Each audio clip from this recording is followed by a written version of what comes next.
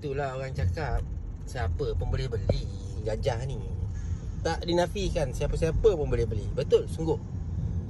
Orang susah pun boleh beli. Betul, sungguh. Tapi boleh keluarkan je lah. Kau nak maintain, kau jangan mimpilah kau dapat 100-200. Sorry to say lah. Aku servis sebulan pun 900, 800.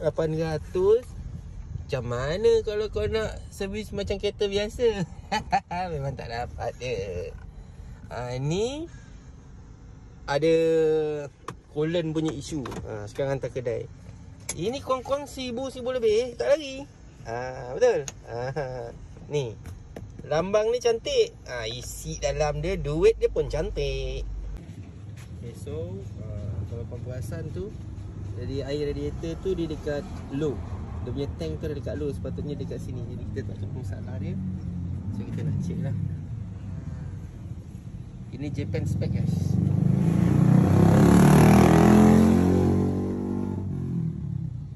Memang susah nak dapat Japan spec yang masih lagi cantik Japan spec ni.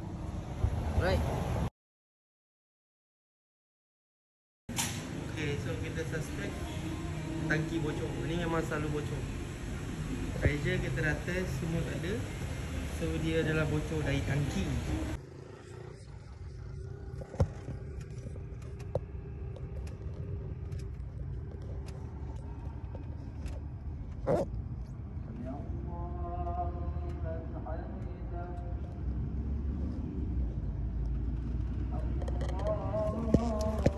Okay, ni jom aku kongsikan ni hari apa yang aku buat.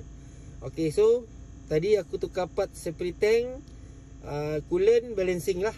Okay, so mari kita tengok berapa harga dia. Tu nampak tak?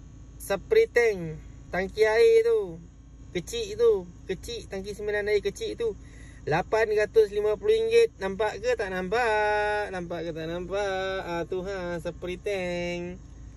Nah, itulah aku cakap, semua orang pun boleh pakai kereta ni, boleh. Larat tak larat lah maintain. Aku tunjuk apa itu spray tank. Ni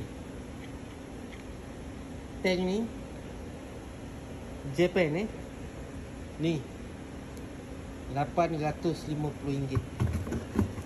Tak dapat 300 je. Dia lagi mahal pada BMW mah. BMW pun buat 300 lebih. Dia 800 mat.